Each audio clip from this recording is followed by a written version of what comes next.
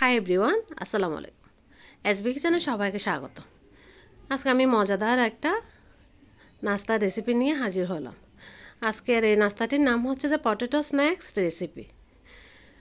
এই নাস্তাটা আপনারা যে কোনো সময় বিকালে চায়ের আড্ডায় বা বাচ্চাদের টিফিনের জন্য খুবই সহজভাবে তৈরি করে নিতে পারেন। বানানোর জন্য আমার লাগবে আলু। আমি এখানে 2টা আলু প্রথমে ভালোভাবে ধুয়ে ছিলে পরিষ্কার করে নিয়েছি। এবার আমি আলুগুলো টুকরো করে কেটে নেব। আমি এরকম ছোটো করে কেটে নিয়েছি। এখানে কিন্তু মাত্র 2টা আলুগুলো একটু বড় সাইজের ছিল। আলুগুলো আমি এবার সিদ্ধ করে নেব। সেই জন্য আমি প্রথমে এখানে চুলায় আগে থেকে পানি বসিয়ে দিয়েছি পাতিলে। হালকা গরম হওয়ার পর আমি আলুগুলো দিয়ে দিয়েছি পানির মধ্যে। এবার একটা চামচ দিয়ে একটু নেড়ে দিয়েছি, আলুগুলো যেন একটু ভালোভাবে সিদ্ধ হয়ে যায়। আমি এখানে আলুগুলো 90% সিদ্ধ করব, পুরোপুরি সিদ্ধ করব না।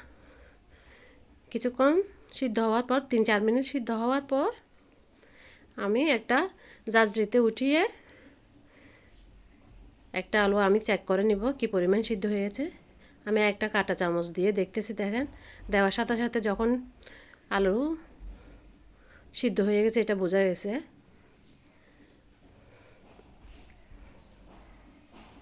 এবার আমি একটা বাটিতে আলুগুলো নিয়ে কিছুক্ষণ ঠান্ডা হওয়ার জন্য রেখে দিব। 3-4 মিনিট ঠান্ডা হওয়ার পর এবার আমি একটা ম্যাশার দিয়ে আলুগুলো আমি ভালোভাবে ম্যাশ করে নিয়েছি।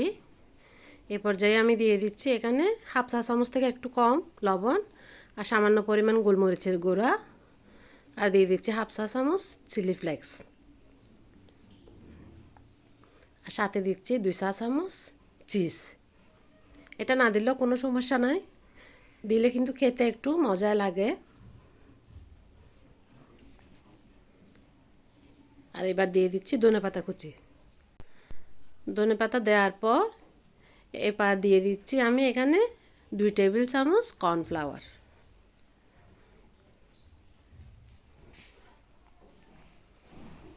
কর্নফ্লাওয়ার দেওয়ার পর এবার একটু সবগুলো মিশ্রণ ভালোভাবে মিশিয়ে নিচ্ছি। প্রথমে একটু শুকনা শুকনা লাগবে, কিছুক্ষণ মাখানোর পর দেখবেন যে একটু একটু আঠালো হয়ে আসছে। দেখেন আমার এখন মাখানো শেষ। এগুলা ভালোভাবে মেখে নিয়েছি। এবার আমি নাস্তাগুলো তৈরি করে নেব। সেই জন্য সবগুলো যেন একই সাইজের হয়, সেই জন্য আমি প্রথমে একটা চায়ের চামচ দিয়ে সামান্য পরিমাণ আলুর মিশ্রণ নিয়ে হাতের তালুতে হালকা একটু গুঁড়িয়ে হালকা একটু লম্বা করে গড়িয়ে নিলাম।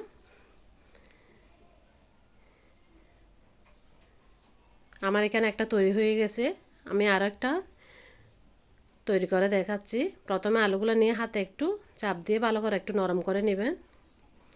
এবার হাতের তালুতে হালকা একটু তেল নিয়েছি আমি, 2 হাতের তালুতে একটু চাপ দিয়ে গোল করে নিলে আপনার এই নাস্তাগুলো কিন্তু তৈরি হয়ে যাবে।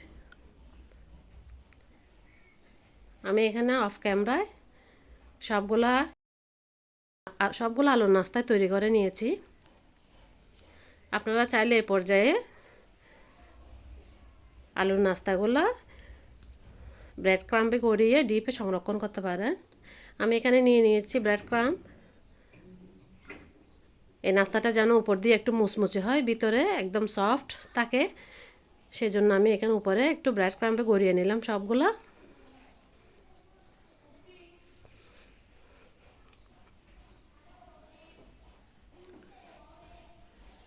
এখানে আমার সবগুলো নাস্তায় ব্রেড ক্রাম্বের সাথে গড়িয়ে নিয়েছি, দেখেন। এবার আমি ভেজে নিব।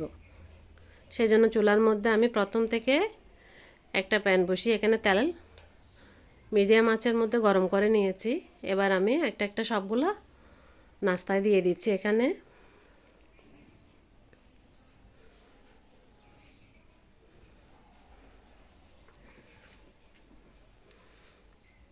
তিন 4 মিনিট ভাজার পর তারপর আমি একটু হালকা একটু নাড়া দিয়েছি। এখানে কিন্তু এখন ছলা বা চামচ দিয়ে নাড়া যাবে না, যখন নিচ দিয়ে ব্রাউন কালার হয়ে যাবে তখনই আপনি উল্টাতে যাবেন, না হলে কিন্তু ভেঙে একদম সবগুলো নষ্ট হয়ে যাবে। আমি এখানে একটা শলা দিয়ে সবগুলো নাস্তা উল্টিয়ে পাল্টিয়ে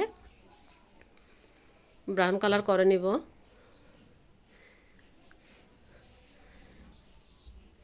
চার 5 মিনিট ভাজার পর দেখেন কালারটা কত সুন্দর আসছে। আমার এই পটেটোর এই নাস্তাটা কিন্তু পুরোপুরি তৈরি, পটেটো স্ন্যাক্স। এবার আমি একটা জাজরি দিয়ে তেল থেকে উঠিয়ে নিচ্ছি।